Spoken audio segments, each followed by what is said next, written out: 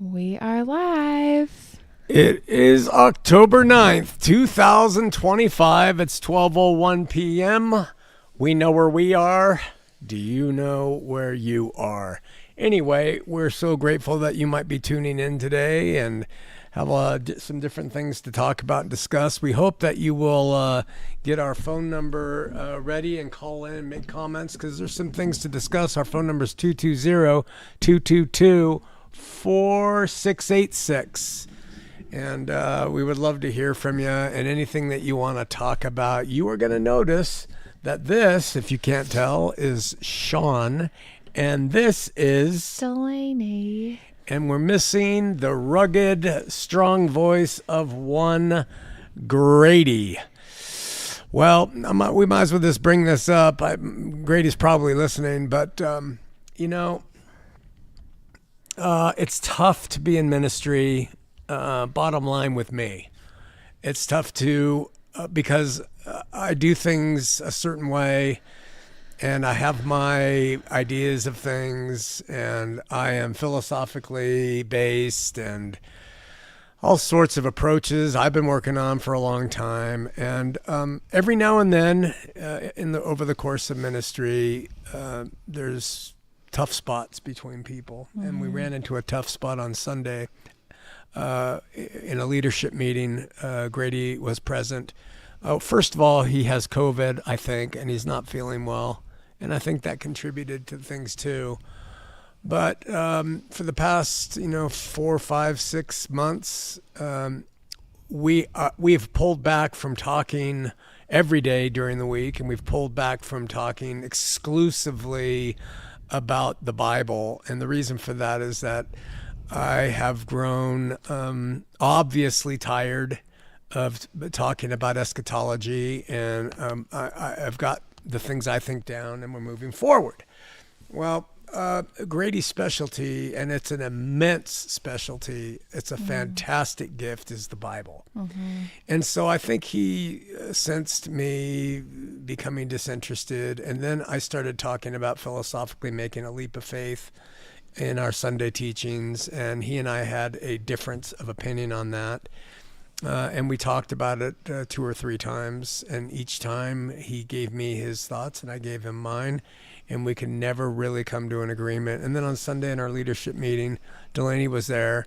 We introduced the approach we're going to take to the outside world with the Yeshuan message, the Yeshuan approach. Which we'll talk about, yeah.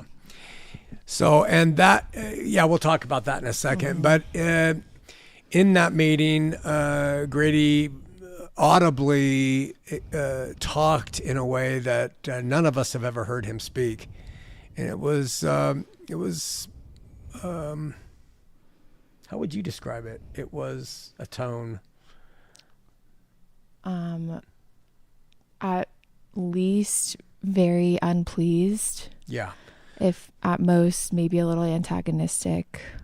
And I think that was, listening to him, it was because there was a misunderstanding on his part of what our intentions were. I haven't been able to really reconcile how that could have been, but apparently it was. And I take the blame. I don't communicate well with things in my heart and mind. And so we have perhaps lost a member of our team, a vital member, because he really does help and know the scripture, and he's a great resource to go to when we have a question. The reason we can say that is that I called him the next day, and we had a bit of an argument, and it got to a point where I thought I realized what the truth was, and I basically told him to F off and hung up. Mm-hmm. But I wrote back within probably an hour, I'm really sorry, that was my fault. Mm-hmm. When I get really angry, that's what I do. Mm-hmm. And no response. And then I sent him a longer WhatsApp, and no response. Mm-hmm. And that was from Monday. Today's Friday. Mm-hmm. And then I also asked him last night, how you doing? Or are you doing okay? And nothing.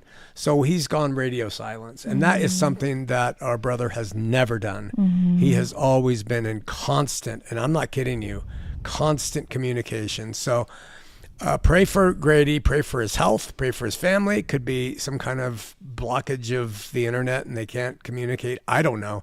But we haven't heard from him today, which is very unusual because he's usually spot on. Mm-hmm. Delaney, what are your thoughts on it? It's really sad. I feel like it has to be said that we have zero issue with Grady disagreeing. Zero.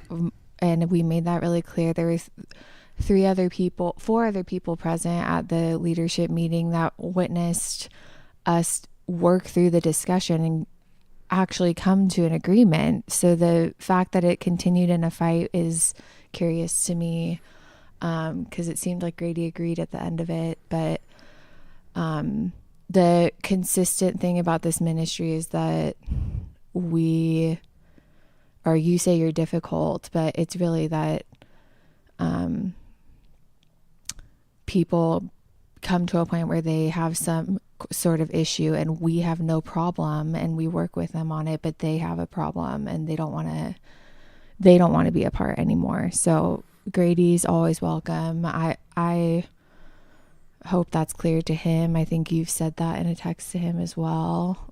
Yeah, I hope he, and that's the thing that surprises me. Listen, when it comes to blame, I'll take it all for miscommunicating and getting mad or whatever.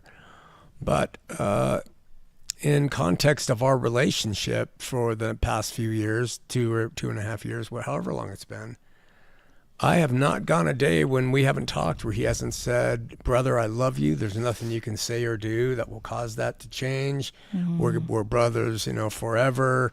And, really, really, really telling me repeatedly how devoted he is to us. Yeah.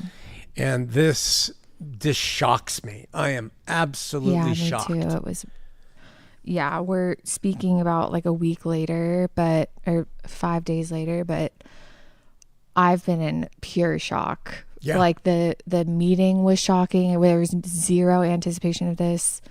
People are asking what was the difference, if you want to share. Yeah. We have a plan coming forward, and the plan is I am going to specialize in reaching to the LDS, and Delaney's going to specialize in reaching to the world and to women and to intelligentsia and to atheists. And Grady is going to focus on reaching the evangelical world. Mm-hmm. Pretty much that's it. I was talking about what I'm going to do at the end of the year, and that we had created a book. Grady was fully aware of the intentions and what I was going to do in this book, but he hadn't heard a specific part of it that comes from the LDS church history. And he said he hadn't heard. He said he had. Well, I think is. I don't know. He says he has witnesses of his wife who listens to every conversation and all of that. And I'll take his word for that. But I do think that, his wife wasn't in every conversation. And, we don't always listen. They're feeding a bunch of people over there. And I don't like this at all. That's probably the thing is Delaney, I think you nailed it. We are always willing to let everyone believe and think as they want. And I was under the impression, weren't you, that Grady was the same? Yeah, that it's very confusing to me why he's separated, because it's always been, I might be wrong. You can believe that, but rubber met the road and that hasn't proven true. I don't know. The case. I'm not blaming him. Like I said, could be sick, but we want to inform you. In terms of the specifics, we'll get to that in about 90 days as to what it was, and you'll know, and you'll be able to decide for yourself. But bottom line, it was a difference in philosophy. It was a difference in him not allowing me specifically, and Delaney actually, to move forward with in the name of Yeshua, as to reach the LDS. That's pretty much the end kind of thing. He doesn't agree with it, and there's more specific. You'll find out later. We're not trying to create mystery. No, there's just word coming out that you'll find out soon. But I think a lot of it also started, if you go to the Yeshuan's YouTube channel, you'll see a series that Shawn's been doing on, it's called The Spirit of Man. And there's about 7 videos where he's unpacking a philosophy that essentially at the bottom line is that we take a leap of faith and we can't say that we know. Yeah. We say we have faith, and Grady has increasingly been frustrated and in disagreement with that. So I think that's been the boiling undercurrent. Right. Yeah. That's maybe the camel that. Yeah. The straw that, yeah, this past meeting, I think, was the straw that broke the camel's back, probably. So, brother, if you're listening, we love you and we mean it.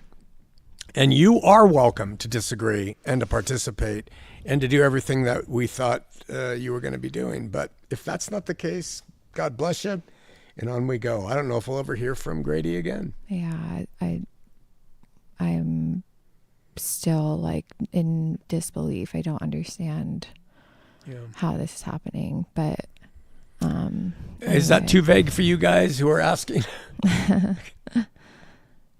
I want this to go on that there's no blame here on Grady. Mm-hmm. It really is, it's always going to be, one person started something, and I think I'm the one who started it. Sarah says Shawn shouldn't blame himself for things that are obviously other people's problems. Well, thanks, Sarah. A lot going on out there in the world. What else do we have? Anything to talk about, Delaney? Yeah, if you all have questions, just a reminder, you can call 220-222-4686. We hope you call in. You can also text that number, or you can live chat questions in YouTube. But I wanted to quickly say that we are soft launching the Yeshuans platform. You won't believe this thing, you guys. If you go to yeshuans.faith, you can check it out. I know we've had about 1 million launches of platforms.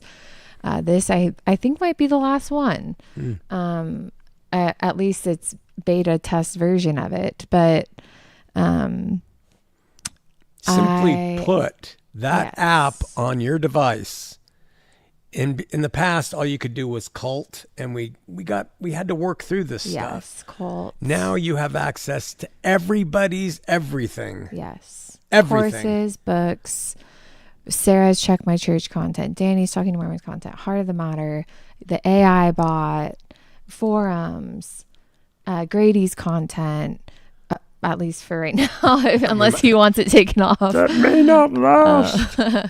Verse by verse teachings. Heart of the Matters. And it's literally at your hand. You can, with almost one hand, click and get to what you want. Yeah, finally. You'd think it would have been easier to get here, but it's been tough. But anyway, that is a new app. We will be slowly moving all the websites that you know of to point to this one.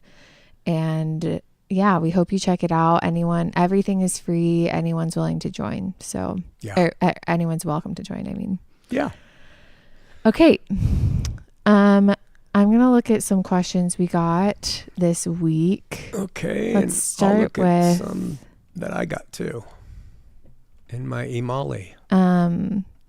I like to prioritize the chat, and Sarah says, I do love Grady, but I didn't think his approach to disagreement was loving. That's all. Yeah, Sarah was present in that conversation, just to let you guys listening know. Thanks, Sarah. It was troubling to me.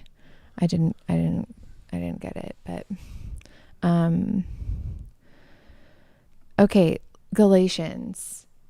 There's a few questions here. Does Galatians 4:26 refute both the LDS idea of the New Jerusalem being on an American continent and the futuristic view of it being in Old Jerusalem with a third temple? And let me read it to you, and it's a great question. Paul's talking about Hagar and Mount Sinai and all that, and he says at verse 26, but Jerusalem, which is above, is free, which is the mother of us all. Now, it's not as cut and dry as we think, because when Paul writes, but Jerusalem, which is above, anytime in Israel, wherever you are, Jerusalem's above. It is always an upward climb. People have told me that, and Carl Westerland told me that in school of ministry. He'd been there many times. So if you're anywhere in the surrounding area, Jerusalem is go up to Jerusalem. That's why Jesus says, let's go up to Jerusalem, right? So you could read it that way. But I think it's talking about the new Jerusalem, who's the mother of us all, being above the heavenly Jerusalem, which Hebrews 12 talks about. But you are coming to Mount Zion and under the city of the living God, the heavenly Jerusalem, it says. So the idea that the LDS have that the new Jerusalem is going to be in the Americas is an absolute joke. It's a total retrofitted idea Smith imposed, and the LDS believe it. What do evangelicals, because the new Jerusalem to you is in heaven. Yeah. Is it heaven? And but evangelicals, do they have an understanding of that being a physical thing in the real Jerusalem? I think some have it being in a restored new Jerusalem under the new, under the kingdom when it's fully in place on earth. Yeah. And I think others would have to agree that Revelation, which talks about it being in heaven and coming down, that's an improper view. I don't know. That's why we need Grady to talk about what all the preterists think about all that stuff. I don't really care. I just see the new Jerusalem not being brick and mortar, dust, and I see it as being a spiritual place, and it is the mother of us all, and it is above. Okay. Grillmaster said maybe about Grady, maybe the LDS reached out to him to be their future prophet since their current one passed. Don't make me laugh. But if they did, I've seen worse. Grady would probably make a fine prophet. Wow. Someone named Marsage. I don't know if that's what you say. Marsage. I'm sorry, I don't know how to pronounce that. Maybe you should reconsider your criteria for who you bring into your life. This is not the first time you've been stabbed in the back by people you brought into the fold. It's actually very consistent that this happens. Every single person that's been brought in has done this. Yeah, and so then the common denominator is me. No, I don't. No, it really is. It is. And let me explain it why. Yeah. Tell them what I do when people come in. I'm in the unique position where I actually got to watch the whole duration of Grady's time with us, which I was at the end of other people's time, but never the beginning and the end. And the consistent thing is that Shawn is fully allows, will let you do whatever you want. Literally make your content, put it on the platform, we'll do the services for you to get it up there, all of it. Believe what you want. But it's that we are allowed to do the same. Like, Shawn wants to be able to make his content and do his thing, and he will also facilitate anyone else doing the same. And very rarely is it that people just want the open platform to do their thing. It's 99% of the time. And I didn't think this was the fact with Grady, but I think that's what's so surprising about it is I thought he was on the same page with that he wanted his own distinct platform and didn't want this to be a sort of collaboration, but they always want to have sway on what Shawn does, and that it just reaches a breaking point where he doesn't, it's not that he's saying you can't control me or something, he's just always will disagree when he disagrees and will voice it, and I'm sure it's maddening. A problem. It's maddening to people. So it isn't really a problem of their qualifications. I don't think there's anybody more qualified to be in this ministry than Grady Risley. Yeah, no. Yeah, he knows the qualified. scripture. He serves everybody. He serves the poor. I mean, he and his wife and family, and he loves God, loves Jehovah. No, but it really does become exhausting when I don't give much direction. You don't give any You kind of refuse to. Yeah. You're very like, the whole goal for you is to get the person to step up in their own life, and like, it's to better them. Yeah. Like, it is always to better them. It's just like yeah. helping kids swim in a pool. Yeah. I'm not going to hold their hand the whole time. I'm going to let them go and start to drown. Yeah. A lot of people don't like that. They, clearly, no one like he can't be controlled, and but he also doesn't want to control them. Never. Like, so, and both of those really don't sit well with, I think, all of humans. I think it's a really human thing that this ministry is challenging all the time. Yeah. And the closer someone gets to it, I think the harder it is for them. Yeah. And that's my read. Grady can come in and speak up, but he hasn't voiced what is wrong. So we're left to speculate here. But there's another side to it too, and that's with, I can count 5 males over the past 20 years that have come in and then left. Mm-hmm. And with the males, every one of them started off and thought we were going to be friends and that we were going to hang out. Yeah, it's like I want to give Grady the credit that I don't think he was trying to do that. And that's why I thought it was different. I was like, okay, he's actually about the work. He's not trying to be Shawn's like brother that has drinks on the weekend or something. Like, he's too far away. Yeah. But he didn't want that though either. He likes his independence, and that worked well with us. It did. It worked really well. The problem is that we started to do the 5x5s. Yes, that was a big. And after about 6 months of doing them, he said, "I don't know one thing you're recommending." And just about a month ago, he said, "Hey, I got one that I agree with you on, Adam Sandler," because I said he was a hero. So we kind of laughed, but I think as time went on, because he did say we are brothers, we're in the spirit, we are absolutely connected, you know, in overemphasize that constantly. And I don't disagree, but it doesn't mean I have anything in common with anybody, because I don't. I'm too weird. I'm very, very particular in everything that I think and do and how I live. And that gets to be disappointing to men because they want that brohood, you know. And I'm not saying Grady wanted that, but it's possible. I'd love to hear from you. Maybe. I think it's important at the nascent stages of this ministry to not become a culture. Yeah. I think that's been important in breaking down cultural Christianity, that we don't replace it with another one, but let people, I think that's been your focus for a long time. And becoming a culture is like having things in common and hanging out and doing things outside. Like Shawn, to this person's comment, which is not invalid, like, yeah, it's true. It's like not a bad thing to bring up what you said.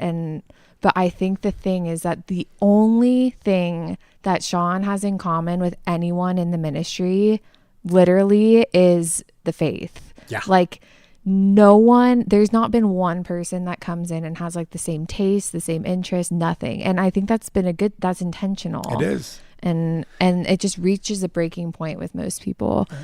We have some comments here. Okay. Todd chimed in, just got here. I get the feeling Grady took a step back. Too bad. Yeah, me too. And Todd was present at the meeting too. And actually, Todd was a voice that challenged some things.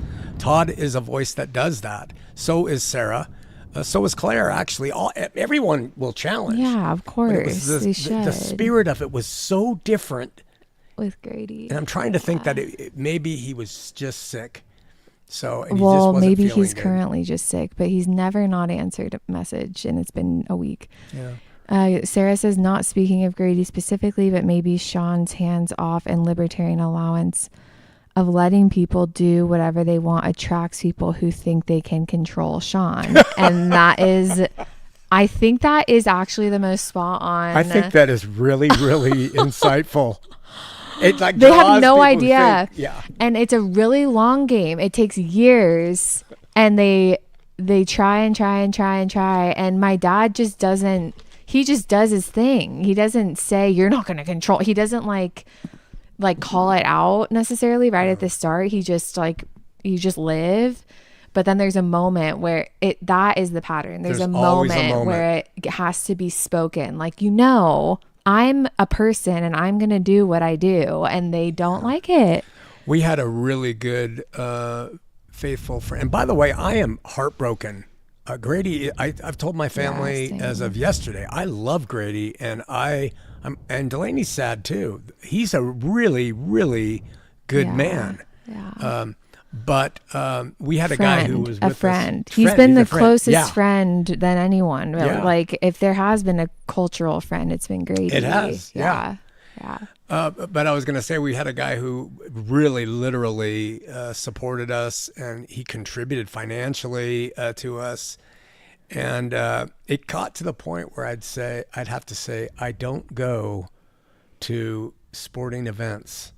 Wow. And he'd be like, why? And I'd say, I don't do them, because I was getting an almost weekly invitation to go to a new event. Oh, no. And that started the downfall. Yeah. To ultimately, he liked NASCAR. Yeah. He liked sporting events. Yeah. And I just don't want to relate to that world. Yeah. That's another part of the pattern, is there's a initial thing that starts the descent where there's this is like, that's why the process with Grady has been shocking, because it was really fast. Like, I think the leap of faith is really the thing that started the descent. And not even like cultural stuff, like nothing. Maybe you saying you started in the 5-5s actually, but the original commenter Marsage, I'm sorry for how I'm saying that, says Shawn has such a big heart and opens up to everyone. Maybe just be a bit more picky, winky face. And that's the whole challenge of ministry, is being picky is the antithesis. Yeah. But it's people, and you're always going to get let down. And when you're picky, what you get are yes men. Yeah, true. You find the person who will do what you want them to do, and that doesn't add to diversity within the ministry. No, not at all. I had my own round of this. Yeah. Like, I think Delaney I really had to get past the fact that my dad wouldn't tell me what to do. It was really hard. I think people who want to partner up like the structure of working and having someone tell them what to do, which is very a religious way of working. Yeah. You know, if they were independent, they would be doing their own thing. They wouldn't want to be teaming up. So that's the first problem. But I was having a stroke. Risto, how have your beliefs about Jesus changed in the past few years? Ontology. I believe that they have changed remarkably, and to put it simply, I have drawn closer to the idea of Jesus, the man, as God in the flesh himself, and my estimation and honor and love for Yeshua has gone through the roof over the years as we've drawn closer and closer to understanding him relative to his mortal flesh. Yeah. Mm-hmm. So the change, yeah. I feel like the change that occurred in Jesus has manifested really deeply with you. Yeah. Oh, Todd's calling. Let's answer good. this. Hey, Todd, you're on the air. Hey, Todd. Hey, you guys. I just wanted to chime in and ask a couple questions. I thought I'd ask on the air since I had a minute. Yeah. If that's all right. I'm glad. Of course. I'm sorry to hear about Grady. I don't understand the specifics of it. I did notice, obviously a little tension last time, especially when Shawn, you said something about Wait. his wife being present as a kind of like in a spy. Yeah. As a spy. Oh, Yeah, just calling that great yeah. Go ahead. yeah, that came out. So what? Yeah, that came out. You're right. Yeah, I was like, oh boy, something bigger going on here than I realized, and that's too bad because you guys really complimented each other well. I thought as a team. Yeah. So maybe you think maybe that'll be reconciled sometime. I hope so. I don't understand this world if two believers who are as sold out, or three believers who are as sold out as we are, cannot get along and apologize to each other for our failures and just move on. I do not understand that kind of faith. Todd, just so you know, the things we're saying now are like retrospective thoughts. We had zero idea that disagreement was coming. It was like a really shocking thing that went down at the meeting that you were a part of to both of us distinctly. So the things we're talking about are like looking back and being like, okay, what has happened? Because this is just like surreal in so many ways. We didn't expect the disagreement. And like you just said, we should be able to agree in our disagreements. Yeah. And we expected that of Grady. So, yeah. And one more thing, Todd, before you get to your questions, on Grady's behalf, he told me he was as shocked about what came forward as we apparently were shocked. So there's a misunderstanding in there, and we'll pray that the Spirit of Christ will bring us back together. Well, that's all it felt like to me was a misunderstanding, and it seemed like by the end of the conversation, Grady had been cleared up satisfactorily. So I don't know what the problem might still be, but it's truly none of my business. I just hope things kind of. I thought it was cleared up too. Yeah, I thought it was cleared up, but Todd, I was mad because for 2 years and more, we have talked weekly and all that, and I have never once heard him be the way he was during that group conversation. And because it was a group conversation, I was pissed. So I called him the next day and we talked, and that's when we got to words, and that's when I lost my temper and I told him to F off. Because it was stuff that we have been we were under the impression, both of us, again separately, have thought that we've each been telling Grady about this for months. That came off as like a planned attack or something. Like it was like, that was to me at least, it came off as like much deeper than disagreeing in the moment with what he heard. But like, because we thought he had known about this stuff for a long time, we've had many conversations. So so there was just, you might not think that, Dad. No, that's how I felt about that. So what are you churning on? What? What are you churning on today? Oh, okay. Yeah, we can change the topic. I'm trying to. But, truly, just as a last comment on that, Grady seems like he's been working hard, been harassed by the Mexican government, and, I kind of can't help but want to give the guy a little grace with whatever challenges he's going through down there. Amen. And wondered if maybe some of that culminated into a kind of exhaustion and frustration and maybe not really understanding, what you're about with regard to the LDS community. I kind of wondered that too, because I don't know how long he's really known you. Yeah. That part of you. And anyway, I'm sorry to hear all that. He knew me, Todd, from the Heart of the Matter days. That's how he learned about me and then made contact with us. Oh gosh, I didn't know it went back that far. Yeah. All right, well, I'll just leave it alone. I'd be curious to know what his objections are, but whatever. Yeah. Hope he's well. So I just wanted to ask, this is going way off topic. You talked a little bit, and these are just, Shawn, these are peripheral, secondary thoughts I had during your last teaching on radicalized.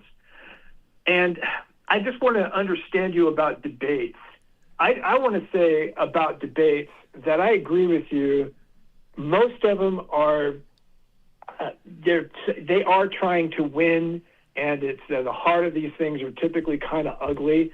Having said that, I have learned so much from debates.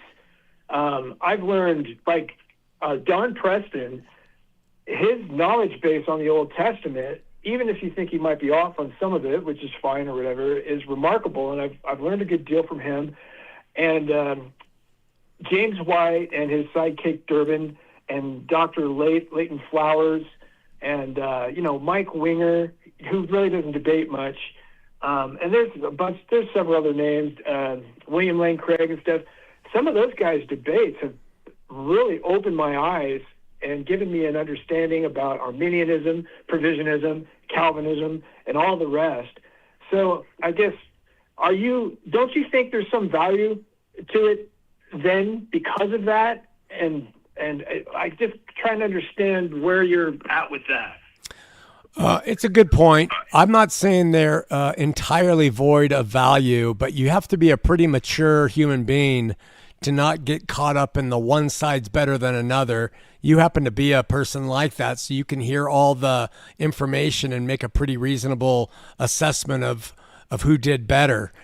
My problem, Todd, is that Paul, he warns the people at Corinth, and the writer of Hebrews warns the people in Hebrews that they ought to stop striving with each other and arguing with each other and stop majoring in minors. And so to me, it's like we should change the format of what we call debates. I don't know how you can debate what someone believes, but I do think you can debate the value of those beliefs relative to honoring God, the truth, love, and all of that. I just think there should be a revision in terms of trying to win debates. I just don't see how two believers with all their followers on opposite sides trying to win. It just seems antithetical. That's why I have the stance. Yeah, no, that makes sense. I don't like that aspect of it either. And I don't even like the aspect of debate rules. Mm-hmm. Yeah. I think I watched Leighton Flowers debate James White, and that was one of the best cases of seeing an interlocutor hide and use debate rules to hide from getting to the heart of the other guy's questions. Yeah. So I understand that. Yeah. In fact, I think to be honest, in your retirement years, I think you would be a fantastic professional moderator, because if the moderator won't hold the person's feet to the fire to answer what was asked, and to let that continue to be gone back and forth until both parties are satisfied, I don't see the debate as of value. But if the moderator is absolutely unbiased and says, wait a minute, James, or wait a minute, William Lane Craig, you did not answer this. Forget about the time limit. Answer this question. I think you would be wonderful at that. Well, you have a good point with regard to good moderators. I've seen moderators, they're more butt kissers than anything. They're trying to be crowd pleasers. They're trying to please the guys debating, and it just goes to heck. Yeah. But all right. I just kind of wondered if you hated them entirely, or if you found any use in them at all. It's kind of a dumb question, but I just thought, dang, I sure have benefited, I think, greatly from at least learning about other men's perspectives, biblical perspectives.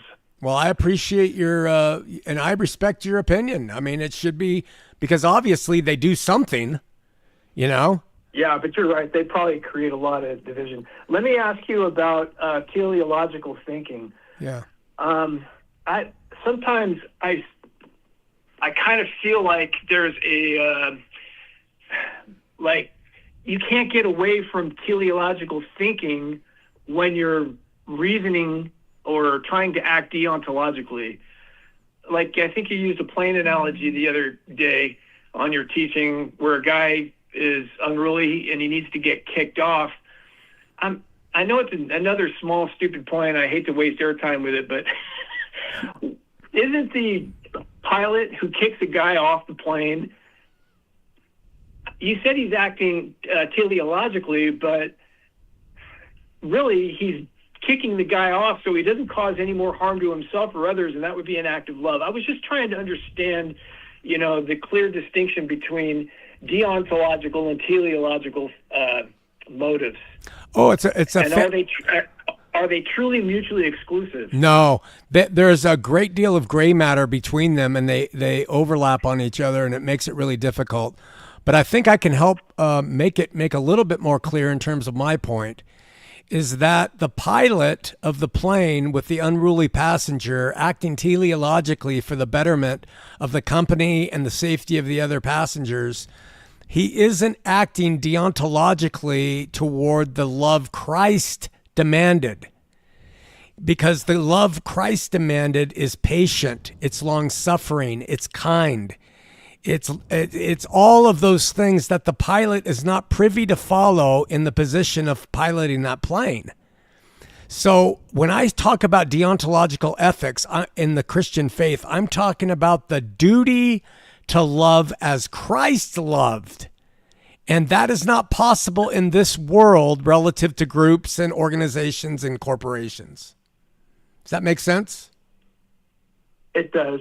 It does. My mind always wants to go to the idea that though the pilot has to follow some rules and kick the passenger off, he's operating both teleologically and deontologically if his heart's in the right place. Yeah, well, that would be ideal. That would really be ideal. But nevertheless, the guy getting kicked off, what if the pilot's made a mistake? And then he doesn't feel like the pilot represented Christ very well if the claim was that he was being deontologically and teleologically ethical. So it's in these extremes that I'm just trying to base my thought that in this world of material situations, human beings, free will, real deontological ethics are very hard to practice when they are assigned to what Jesus said, not to what the Old Testament said. The Old Testament said, love your neighbor as yourself. But he said, love as I have loved you. And that makes the whole conversation about love a little bit different, in my opinion. Yeah. All right. Yeah, I'll keep thinking on that. Appreciate it. Well, that was just a couple softball questions for you today, John. Softball? Those were Dodger pitches, 95 miles an hour. Right on. We love you, All Todd. Right, I'll let you two get back to it. I'll keep listening, and nice to hear your voices. See you, Delaney. Same to you. Thanks, Todd. Bye.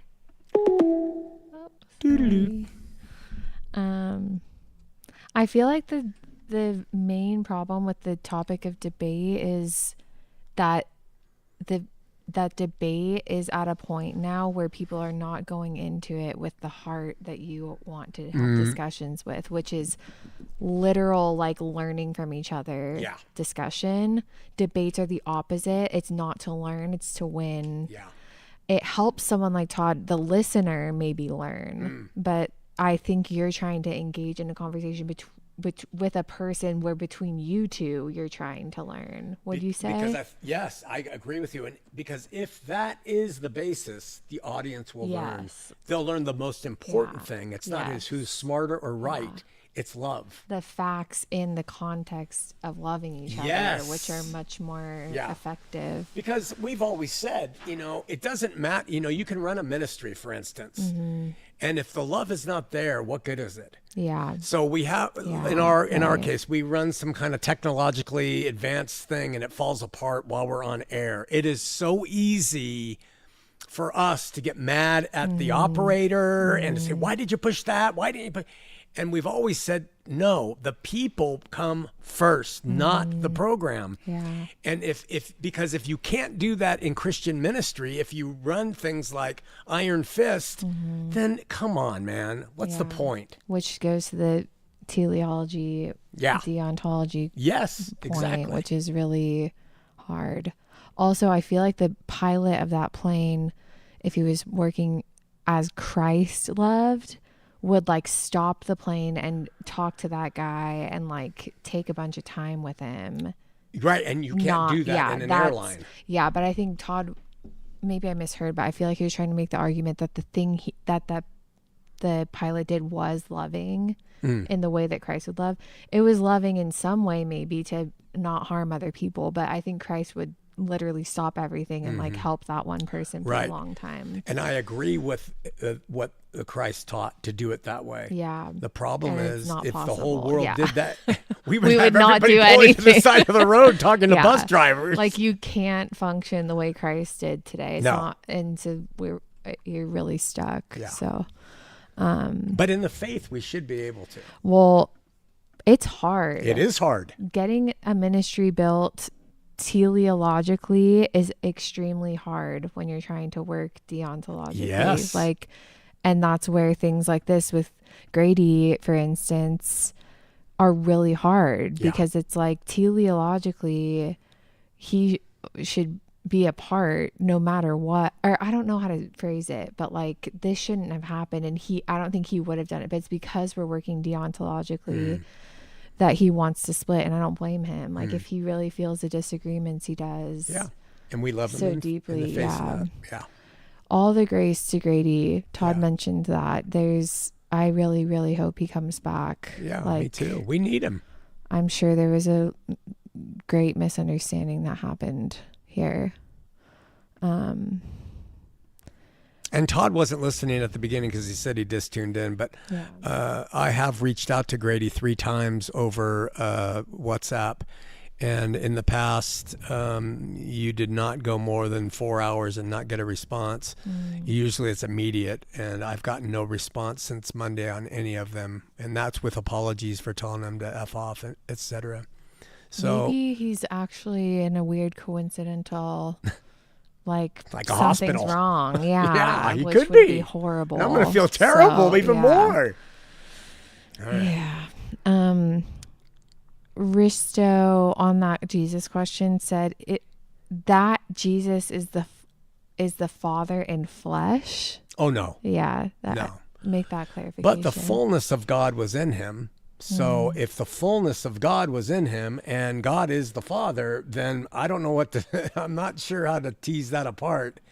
I'm not a Sabellianist, and I do think that his father as a man was above and governing things, but it becomes really dicey because we have passages that if it says the fullness of God dwelled in him, and Paul says the Father is God, I don't know how to answer that. This is the stuff where I may have to make a leap of faith. It's really hard. Yeah. The way I envision what you teach is that the Son is the man, Jesus. Right. But the fullness of God that was in him was the Father. Yeah. Or like whatever. Like was you're saying, God. you can't was Jehovah. God, and the Father's also the fullness. So like but the Son and Father dynamic only occurs between the fleshly man and God. Exactly right. Exactly right. But the God that's in him, the Trinity gets it off because they say the God that's in Jesus is a separate God, that God is the Son of the Father God, and that those gods are separate. Yeah. They would pull their hair out by that. They'd say, God, another God. Yeah. It's the same God. That's what they're saying, but though. it's a separate and distinct. Yes. Yes. This version actually makes God more one Absolutely. than the Trinity does. And I came to those conclusions on the unity, the oneness of God, by my discipleship with Grady. Yes. So, did you? Yeah. I didn't know that. Mm-hmm. He really opened me up to understand a lot about that. I'm hoping all these platitudes will cause you to come talk to me. I'm not saying them, though, dishonestly. I mean everything I'm saying. Not at all. Yeah. Okay. Do you want me to read one? What's your favorite Kurosawa film? Oh. From the same Risto asking about Jesus. Is Kurosawa Tokyo Story? Please comment. Remember, wait. I like Tokyo Story, if that's Kurosawa. I also like what were the other Seven ones? Samurai, Rashomon. I love Seven Samurai. I love Rashomon. I don't think I think I've mentioned a few Kurosawa films. I don't think you've put them in the Haven't I? fives. Maybe High and Low, Ran to Live. Haven't seen those. Sanjuro. Probably Seventh Seal. What are the others? Yeah. Seventh Seal? Yep. Okay. Seventh Samurai, you mean? Samurai, yeah. Sorry. Seventh Seal is that other guy from Norway. Okay, did you say you have questions? Yeah, I had a question from Jeff. I think it's a different Jeff. And he says, I've been learning about Kierkegaard since you talk about him. I didn't realize that his ideas were what Camus was responding to in the myth of Sisyphus. And in that book, Camus is talking about the absurdity of life, where Sisyphus rolls the rock up the hill and rolls back down. And Camus comes to the idea that there is meaning in the ridiculousness of it. Yeah. There's meaning in that, and you have to discover what it is. He goes on and says, Kierkegaard's leap of faith is a specific thing that Camus famously called philosophical suicide, taking the absurd and attributing it to the divine. Wow. He said, I'm not sure where this is going. I'm going with this, but I thought it was interesting that your exact views are what Camus called philosophical suicide. You probably take some sort of pride in that. And I said, you know me better than you think. By the way, I love Camus. And another hero, Jung, lambasted Kierkegaard as being a paranoid fool. That said, it's noteworthy that Dostoevsky and Wittgenstein herald him as a genius beyond compare. So, and I said, I never find atheists very kind to Kierkegaard, you know. So, and Camus was an atheist. That is interesting to think. I think that's the rub that people who disagree with the leap of faith have, is that it's assigning absurdity to, and like torture and stuff to God as being divine and purposeful. Like, yeah, I don't know what to say. Yeah. I go there sometimes too and thinking that's what it means, but what you're trying to say is it's based in knowledge first that you're letting go of, and that knowledge is that God is not like absurd or random, and it's free will that causes that in our lives. But anyway, he also adds in another email, did you know that Kierkegaard's leap of faith is a belief in the Trinity? That's irrelevant to me. I mean, what does that mean? I don't know. The incarnation of the eternal God in man is the ultimate paradox according to him. So that's so paradoxical, you have to have a leap of faith to believe in it. The Trinity? Yeah, is what he's saying Kierkegaard was saying. I feel like there's a lot of things that older thinkers like couldn't get to thinking about. Like it was like enough for Kierkegaard to have to think about the leap of faith. The Trinity wasn't even in question. Yeah. You know? Yeah. Yeah. It Like, was the Trinity was just God to Kierkegaard. Yeah. Like they were thinking philosophically, not doctrinally. Right. I don't think they were theologians. No. Not like at they all. didn't. Yeah. So like the Trinity was just accepted. Yeah. They didn't dig into the Bible to debunk the Trinity. They're thinking, this is what Christianity is. Yeah. What do we philosophically? And that's not something that you do. No, try not to. Yeah. That being said, though, that is not, just to bring it up because it's current. Grady has a problem with my philosophical leanings. I wanted to ask about if you wanted to clarify. Well, if you're a Bible studier, I mean, Paul will talk about the so-called philosophies of men, and he'll even warn them, don't pursue these philosophies. But the context of that was he was talking to people who were in part of Greece, and that's what they were all about. So Paul, contextually, he's talking about that. We are not against a love of human wisdom, but we don't follow it in terms of how to live our lives relative to God. But it's philosophy that allows us to create airplanes and to, construct educational systems and transport. We have to use philosophy, and Paul cited philosophers. He cited the philosophers in his writings. So it's not a black and white, the Bible says avoid philosophies. It's just, again, balance and reason. Yeah, I feel like it's very strange from the position of fulfillment to not be okay with it because, like, the Bible, like, the whole idea is that we're following God subjectively because we can't follow him purely. Right. Like, we're in dark and material world, and we do our best, and that God works through all things. Like, that fulfillment broke God open into working with people in lots of different ways. Yes. Including other books and other people and film and stuff. Like, the Spirit's working in things that aren't just the Bible. Right. So, like, everyone's learning from, even just like logic or your own philosophy deep down. That's subjectivity. Like, yeah. Yeah. So it's strange to like completely just say philosophy, like technical philosophy isn't okay to look at. Right. Because... And quite frankly, if you really want to see some lives that have been lived well in the name of Christ, maybe consider those 16 philosophers we shared with people on Tuesday night. By the way, run. Do not walk. Run to your Netflix tonight and watch the worst titled movie in America, Steve. Watch Steve tonight. All right, there's the plug. All right, we have a call here. Yay. Hey, Did we lose him? Why did they? I'm going to try to call you back, caller. Let's see if they answer. The debt collector. Trying to reach is not available. Please leave your message. Huh. Darn. Not sure what that's about. 213 area code. That's LA. Well, call us back, friend. We only have 2 minutes. Yep. How did Grady help you understand the Trinity? How do you describe it now, briefly? Grady helped me understand God better in the idea, what he actually said, and I remember this distinctly, it was almost like, hey, Shawn, you're going to have to grow up here. And I'm like, on what? And he says, when Genesis says, and he breathed into Adam the breath of life, he said it's lives.